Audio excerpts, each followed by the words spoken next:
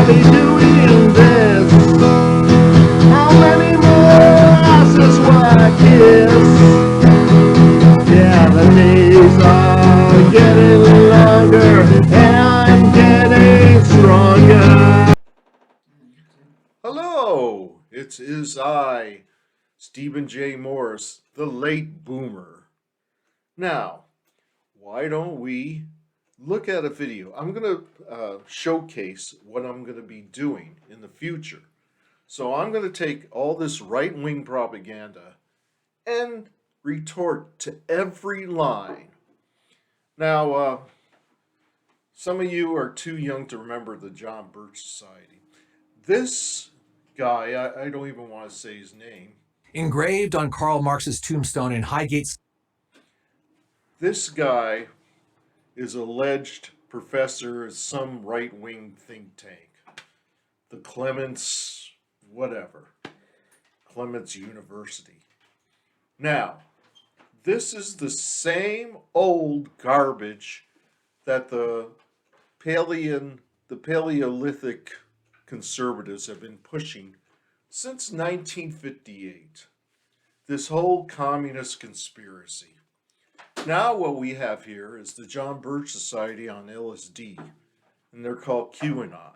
But that's where they got QAnon, is got most of their literature and propaganda from John Birch Society little booklets. So let us look at this pseudo, and his first name is C. Period. I don't know, Brad Thompson. There's no professor or doctor in front of his name, so he must be some stupid right-wing fascist. But here we go. Here's the propaganda, and they're going to tell you. They're going to tell you in a fast-paced way in 5 minutes. It's called Gish Gallop. They throw so much information at you that you haven't got time to analyze each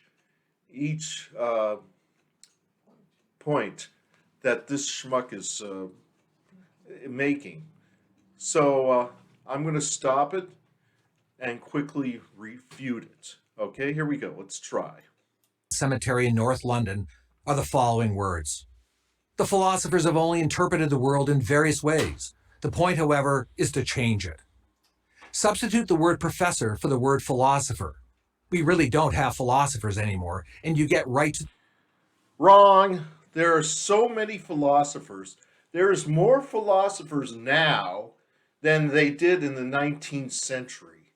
But now they have websites. Back then, they were lucky to have a publisher. Let's continue with the lies. To the core of Marx's enduring attraction to the contemporary world. Marx demands that the intellectual class...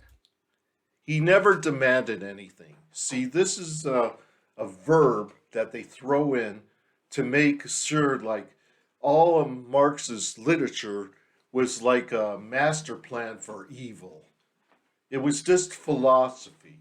It was not commandments. You lying son of a bitch, you. The professors of law, sociology, history, women's studies, anthropology, journalism, and so on come out of the ivory tower and join the barricade. Karl Marx weren't referring to these people. This is modern times. They did not, in the 1800s, have feminists, teachers, or women's studies, or black studies, or sociology professors back then. So he's giving you the false impression that he, Karl Marx, called upon all these professors to come and do his will. That's a hunk of duty. It's not true. Okay, next lie. To see themselves not as the preservers of the dusty past, but the creators of a new and glorious future. How do you like that word? Glorious. He's making it sound like Hitler saying about the glories of the master race. He never used the word glory. So he's trying to make it look like a fascistic type of commandments. What a douche. And you know what? Before you tape any video, you should comb your fucking hair. and stop looking like Hitler giving a speech in Nuremberg. The lure has proven to be very strong, and it's not hard to understand why. How much more meaningful, exciting, and romantic to see yourself as an agent And how unexciting, how dull it is just to be stagnant in the history, not moving, not progressing, just standing still. The only people progressing is the prophets of the aristocratic class. Huh? See? They all want you to be like Dennis Prager, just sit around and with a stupid smile and count your pins you're collecting. of change rather than a mere academic. How much This is the same old argument they gave back in the 1950s. Oh, we there's communists in the college. Oh no, there's communists teaching our kids.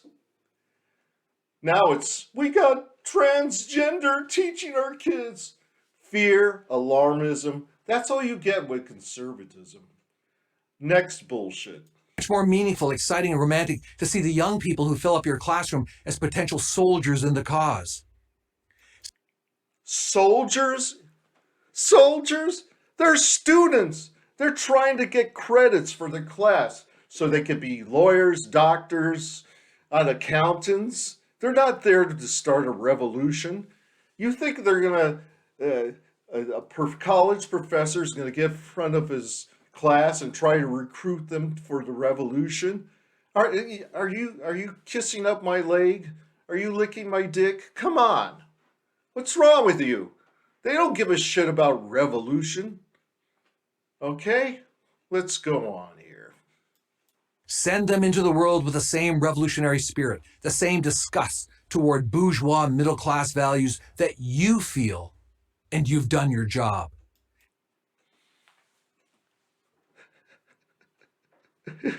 This is like Dr. Schwartz, the famous anti communist from. I have one of his books from Australia. He was an Aussie. He said the same conspiratorial things that these clowns think he's doing. Karl Marx didn't talk about recruitment. Recruitment was up to the people who declared themselves revolutionaries. Marx never declared himself a revolutionary. Never. He was just a philosopher. And we must give these lecture hall revolutionaries their due. Look around. For the most part, they've succeeded. Alarmism 101. Yeah, they succeeded. Oh no, they're coming. They're coming to get us. Oh, the communists are coming to get us. You know, if you believe this alarmist horseshit, you deserve to live under a fascist country. You do. Let's go. Drill into any current leftist movement, environmentalism. You see what they're doing here? They're using a fracking device to analyze the so-called left. Fracking. And Prager University gets financed by fracking companies. So it's not a stretch that they're using this analogy. Critical race theory, the massive expansion of the welfare state, not to mention diversity, equity, and inclusion offices at every university and major corporation, and you will find Marxism at its core. Marxism.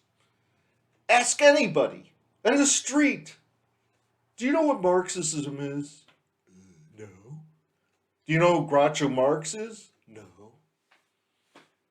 So, where's Marxism in the scheme of things? Nowhere.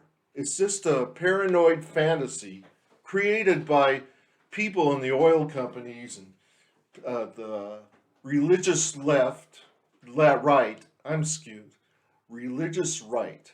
They're apocalyptic, paranoid fantasies.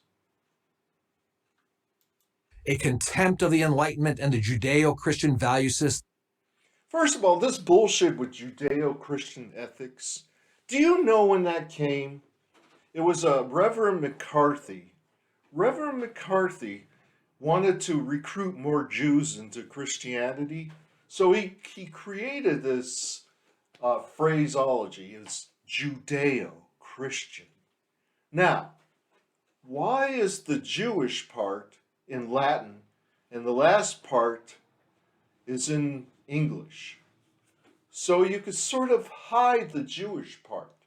Now, what if I put Christo-Judaism?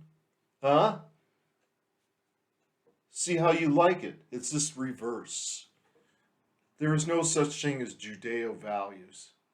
No such thing. System from which capitalism springs. Wait a minute. Capitalism sprang from Judeo-Christian values? They had capitalism way back in the 5th century. They said, I'll buy your donkey for this gold piece. This is before Jesus even walked the earth. And look, they're spraying water. It's like he's ejaculating water. Idiots. Marx's most famous call to action: workers of the world unite. That was not a call to action, Mr. Hairdo. That was a promise. Ideology. It was not a call. It was the ideal. Even though he was a materialist, a lot of Marx's thing was ideology. A lot of it was not very materialistic. He even contradicted himself. But you give it to a right-wing idiot like this guy, and he's not going to be very analytical or have critical thinking about the works of Karl Marx. There was another guy, and I like to get him, his name was Mikhail Bakunin, who questioned Karl Marx. He said he was a bourgeois liberal, Karl Marx, huh? Why don't they ever fearmonger about Mikhail Bakunin? Because they want you to live on that old paranoia stuff, post-World War II dog shit. Fear. Karl Marx was just a poor philosopher who barely made it through life. And he also founded the First International. Okay? Was not, of course, to the professoriate, but to the laboring class. Yeah? And who's going to speak for the laboring class? You?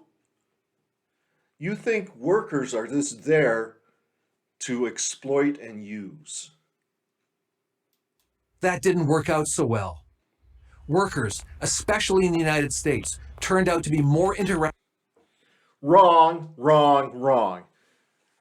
You see, they want to think that people, once they live in the capitalist society, they want material things, comfort, convenience. And when they get it, they get these things, they're happy. When my generation rebelled, the baby boomers, we rejected material wealth and love and possessions.